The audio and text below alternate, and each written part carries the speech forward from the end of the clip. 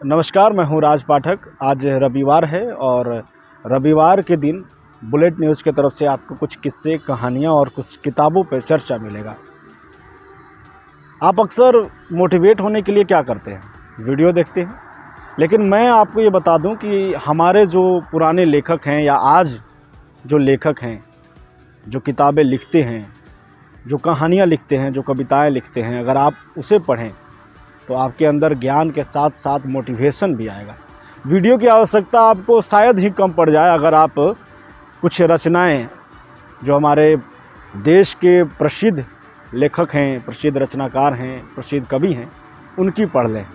मेरे पास एक किताब है रामधारी सिंह दिनकर की लिखित रश्मिरथी। महाभारत में जो कर्ण हैं, दानवीर, सूरवीर कर्ण, उन पर आधारित ये किताब आज भी आपको मोटिवेट करता है।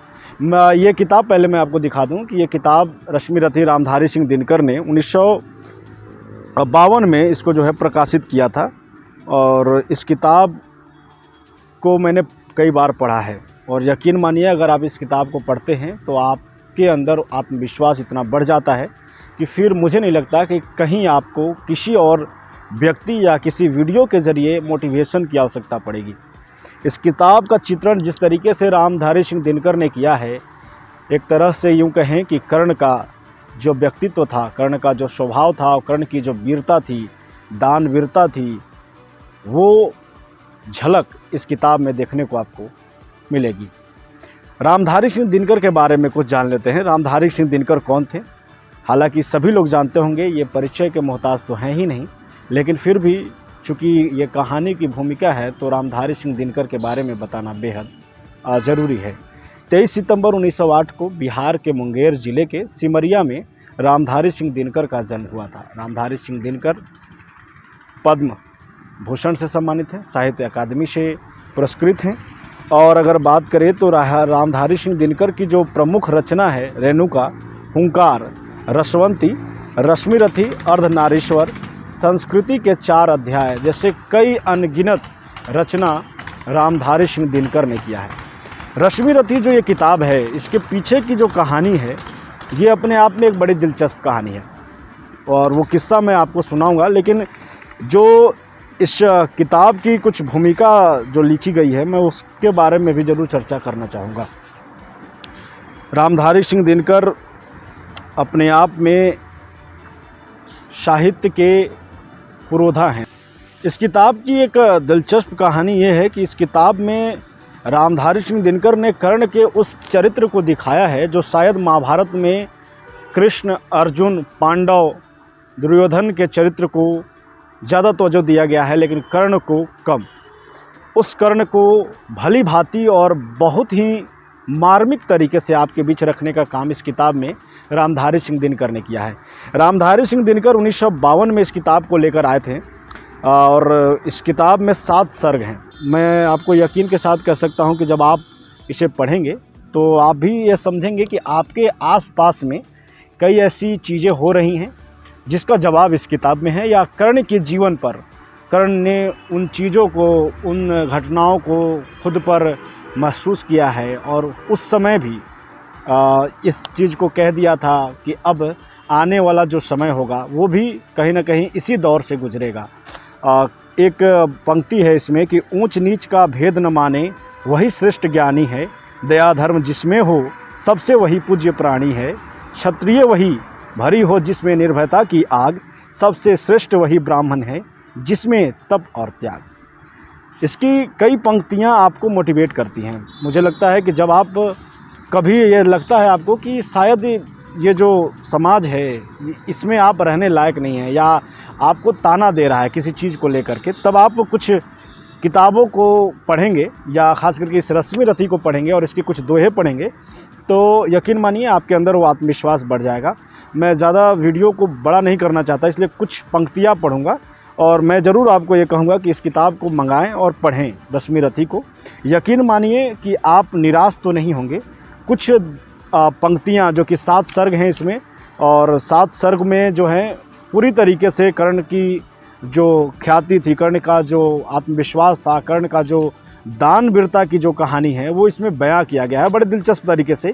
किस तरीके से कर्ण ने अपने जीवन को स्ट्रगल किया है, यूँ कहें तो संघर्ष किया है, इस किताब में दिया गया है। एक ऐसा व्यक्ति जिस पैदा होते ही घर से बाहर निकाल दिया जाता है, यूँ कहें कि पानी में उसे बहा दिया जाता है। उसके बाद जब वो बड़ा होता है, किसी शूद्र के घर में पढ़ाई के लिए चाहता है तो पढ़ाया नहीं जाता है, झूठ बोल करके कहीं पर जाता है परशुराम के पास, भगवान परशुराम के पास।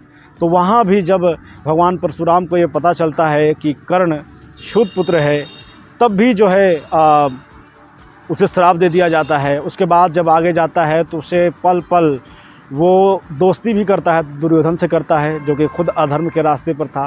तो तमाम ऐसे रास्तों से होकर के संघर्ष की कहानी है इस किताब में, और कर्ण की जो जीवनी है वो इस पर लिखा गया है बड़ा दिलचस्प तरीके से। मैं कर्ण द्वितीय सर्ग में जो कहते हैं कि पर मेरा क्या दोष, हाय मैं और एक दूसरा क्या करता, पी सारा अपमान द्रोण के मैं कैसे पैरों पड़ता, और पाँव पड़ने से भी क्या गूढ़ ज्ञान सिखलाते वो, एकलव्य सा नहीं अंगूठा क्या मेरा कटवाते वो।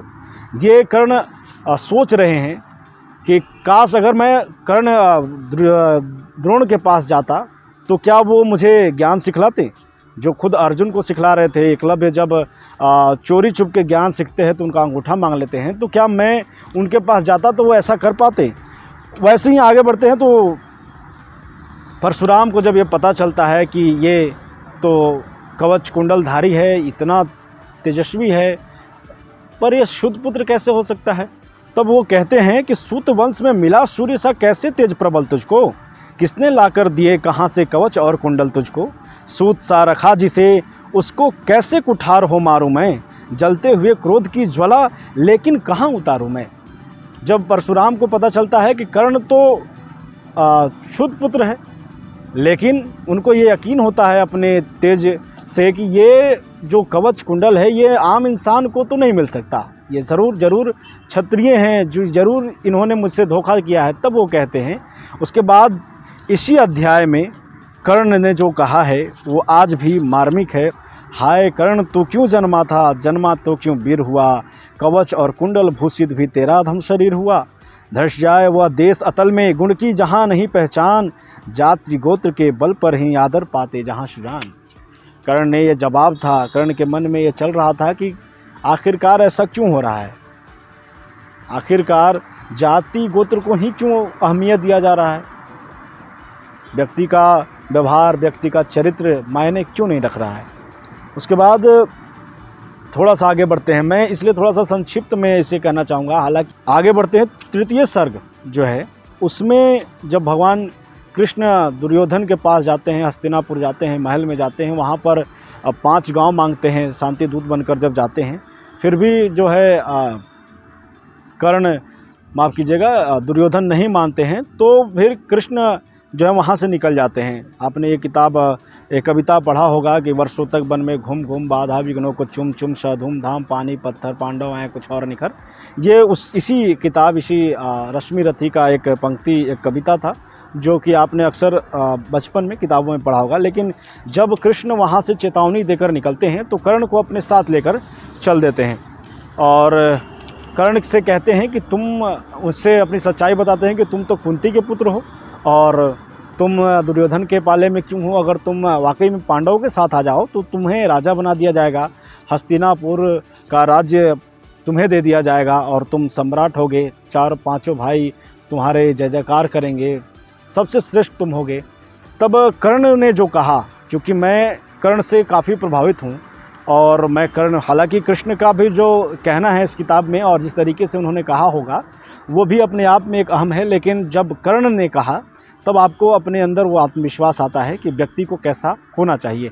कर्ण ने अपने स्वभाव के अनुसार कहा कि कुरु राज्य चाहता मैं कब हूँ, साम्राज्य चाहता मैं कब हूँ, क्या नहीं आपने भी जाना, मुझको ना आज तक पहचाना, जीवन का मूल समझता हूँ, धन को मैं धूल समझता हूँ, धनराशि जोगना लक्ष्य नहीं, साम्राज्य भोगना लक्ष्य नहीं, भुजबल से कर संसार विजय, अगणित समृद्धियों का संचय, दे दिया मित्र दुर्योधन को, तृष्णा भी छू न सकी मन को, वैभव विलास की चाह नहीं, अपनी कोई परवाह नहीं, बस यही चाहता हूँ केवल, दान की देव सरिता निर्मल, करतल से झरती रहे सदा, निर्धर हो भरती रहे सदा। ये कर्ण ने कृष्ण को कहा था, भगवान कृष्ण को ये कहा था कि मैं जीवन का मूल्य समझता हूँ, धन को धूल समझता हूँ। उन्होंने कहा था कि मेरे ऊपर ये धन का लोभ, ये जो लोभ आप देना चाहते हैं, ये मेरे ऊपर असर नहीं होगा। ये कर्ण का चरित्र है जिसे रामधारी सिंह दिनकर ने बखूबी इस किताब में चित्रित किया है। आखिर में जो सप्तम सर्ग है उसमें एक दृश्य है, एक जब आप पढ़ेंगे तो आपको लगेगा कि मैं उसी महाभारत के युग में हूँ और कर्ण को देख रहा हूँ, कर्ण की वीरता को देख रहा हूँ। उसमें जब अर्जुन कृष्ण के कहने पर कर्ण पर वार कर देते हैं और कर्ण का सर धड़ से अलग होकर ज़मीन पर गिर जाता है, तो युधिष्ठिर बड़े खुश होकर के कृष्ण के पास आते हैं और वो कहते हैं, केशव बड़ा था त्रास मुझको, नहीं था यह कभी विश्वास मुझको कि अर्जुन यह विपद भी हर सकेगा, किसी दिन कर्ण रण में मर सकेगा। मिला कैसे समय निर्भीत है यह, हुई सौभाग्य से ही जीत है यह, नहीं यदि आज ही वह काल सोता, न जाने क्या समर का हाल होता। ये युधिष्ठिर श्री कृष्ण से कहते हैं कि मुझे तो विश्वास ही नहीं था कि जो शक्तिशाली ये कर्ण है ये कभी युद्ध में पराजित भी हो सकेगा। आज वाकई में हम महाभारत जीत चुके हैं। इस किताब में जिस तरीके से रश्मि रथी को, सूर्यपुत्र को, दानवीर कर्ण को बयां किया गया है, वो शायद ही किसी सीरियल में, किसी फिल्म में, किसी लेखन में कहीं पर कर्ण के बारे में बयां किया गया होगा। तो ये रहा रामधारी सिंह दिनकर की लिखित रश्मि रथी, जिसने मुझे जो प्रेरणा दी है। मैं चाहता हूं कि आप एक बार इसे ज़रूर पढ़ें और इसे पढ़ने के बाद यकीन मानिए आपके अंदर भी आत्मविश्वास की वो कमी नहीं होगी, आत्मविश्वास भर जाएगा और यकीन मानिए आपको साहित्य के प्रति लगाव जो है वो भी बढ़ जाएगा। फ़िलहाल के लिए इतना ही। आज रविवार है और कोशिश करेंगे कि हर रविवार को किसी एक किताब के साथ, किसी एक लेखन के साथ, किसी एक लेखक के साथ आपके बीच आ सकूं और उसके पीछे की सोच आप तक बयां कर सकूं। बहुत बहुत धन्यवाद।